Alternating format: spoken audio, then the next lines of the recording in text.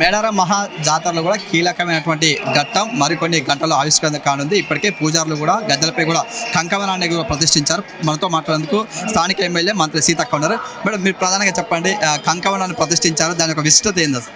దేవుడు 2 సంవత్సరాల తర్వాత వనంలో నుంచి జనంలోకి వస్తారు కాబట్టి ఆ వనంలో ఉన్నప్పుడు కూడా వారు కంకవనంలోనే ఉంటుంది సమ్మక్క.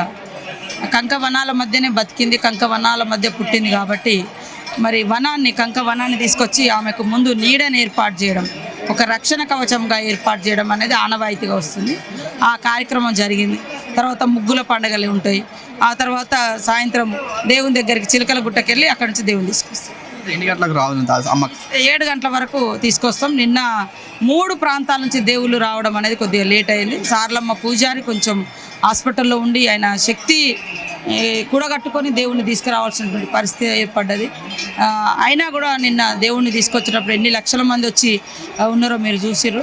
బ్రహ్మాండంగా జరుగుతుంది. ఈసారి నిన్నటి ప్రొసెషన్ కూడా సమ్మక్కకు వచ్చేటట్టుగా జన హర్షధ్వానాల మధ్య జరిగింది. ఈసారి కూడా సమ్మక్క రాక కోసం లక్షలాది మంది భక్తులు ఇప్పటికే ఈ గుడారాలు వేసుకొని ఈ ప్రాంగణంలో కొలువు వచ్చి ఉన్నారు. వారందరికీ కూడా అన్ని సౌకర్యాలు, చాలామందికి ఏంటంటే డ్రింకింగ్ వాటర్ కానీ టాయిలెట్స్ కానీ కనబడతలేవు. షెడ్లు వేసిరు, అన్నీ కట్టేసారు. అది కూడా మాకు కొద్ది ఇబ్బంది అనిపిస్తుంది. అన్నీ కట్టేసేసరికి పాపం ఎక్కడున్నదో తెలియకుండా అయిపోయింది. ఇన్ని గుడారాలు గతంలో ఇంత దగ్గర లేవు, చాలా దూరం ఉండేది. మేము ABCD ఇట్లా పార్కింగ్ ప్లేసెస్ ఇట్లా ఫిలప్ చేసినాము. చాలా వరకు నిండుకుంటూ పోయినాయి. అధికారులు చెప్పేసి వచ్చాము. సీఎం రేవంత్ రెడ్డితో పాటు ఇంకెవరు రానున్నారు ప్రముఖులు? ఎవరన్నా? సీఎం రేవంత్ రెడ్డి గారు వస్తున్నారు, గవర్నర్ గారు వస్తున్నారు, కిషన్ రెడ్డి గారు వస్తున్నారు, ఇంకా MLAs, MPs, ministers, Sridhar Babu కూడా వస్తా అని చెప్పిండు. వస్తాడు, చాలామంది వస్తారు, రేపు వస్తారు ఎక్కువ మంది. మేడారం సమ్మక్క అంటే మీ చిన్నప్పటి నుంచి చూస్తున్నారు, మీకు సమ్మక్క జాతరకి ఎట్లాంటి అనుబంధం ఉంది? అనుబంధం అంటే పుట్టెంటికల నుంచి, కడుపులో ఉన్నప్పటి నుంచి, మా అమ్మ పుట్టెంటికల నుంచి ఇక్కడే ఉన్నది. మా అంతా లైఫ్ అంతా ఇక్కడే. మేము కూడా ఆ జాతి, ఆ గోత్రం ఆడబిడ్డను. 5వ గొట్టు అని అంటాము, 5వ గోత్రము, బండాని గోత్రము. సో అట్లా అనుబంధం కూడా మాకు ఆ దేవుడితో ఉంది.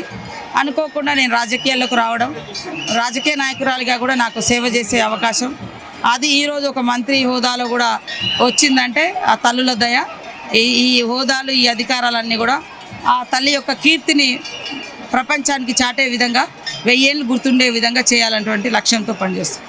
మంత్రి హోదాలు ఉన్నారు, ఎట్లాంటి ఏర్పాటు చేస్తారు జాతరలో భక్తులకు కావాల్సిన సౌకర్యాలన్నీ ఇచ్చినాము.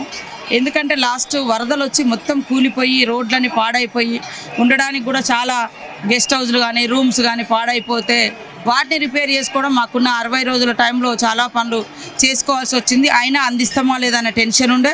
కానీ ఈసారి జాతరకు మేము గవర్నమెంట్ అనుకున్న పని మొదలుపెట్టిన కానుంచే భక్తులు కూడా రావడం మొదలైంది. మనకు జనవరి నుంచి లక్షలలో, గతంలో రోజు 10,000, 20,000, 50,000, లక్ష హైయెస్ట్ 2 లక్షలు ఉండేది. ఒకరోజు 10 లక్షల మంది కూడా భక్తులు వచ్చిపోయినటువంటి. కాబట్టి ఏర్పాట్లు ఎప్పటికప్పుడు చూసుకుంటూ ఈరోజు ఒకటి చేస్తే అది ఇలా ఖరాబ్ అయిపోతే రేపు మళ్ళీ ఇంకో టాయిలెట్స్ కట్టేయడము, డ్రింకింగ్ వాటర్ ఫెసిలిటీ, ఇవన్నీ కూడా ఎప్పటికప్పుడు నిరంతరం చేసినాం. కానీ ఈ 4 రోజులు అనేది చాలా క్రూషియల్. దీనికోసం ఎప్పటికప్పుడు అప్రమత్తంగా అధికారులను చేస్తాం. చూసుకోవచ్చు, మేడారం సమ్మక్క సారలమ్మ జాతరలో కూడా అన్ని ఏర్పాటు చేశామని చెప్తున్నారు. అదేవిధంగా మంత్రి హోదాలో కూడా తమ మేడారం సంబంధించినటువంటి అమ్మవారికి సేవలు చేయడం చాలా సంతోషంగా ఉందని చెప్తున్నటువంటి పరిస్థితి కనిపిస్తుంది. అదేవిధంగా సీఎం రేవంత్ రెడ్డి మాత్రం రేపైతే ఇక్కడ రానున్నారు, వచ్చి అమ్మవారిని కూడా దర్శించుకుంటారు. అదేవిధంగా ఇక్కడ మరొక విఐపీలు కూడా వస్తున్నారు. అదేవిధంగా భక్తులు కూడా పెద్ద సంఖ్యలో ఇక్కడికి వస్తున్నటువంటి సిచ్యువేషన్ కనిపిస్తుంది. అదేవిధంగా భక్తులు కూడా పలు సూచనలు పాటించి జాతరను సక్రమంగా వచ్చి అమ్మవారిని దర్శించుకోవాలని చెప్తున్నటువంటి పరిస్థితి కనిపిస్తుంది.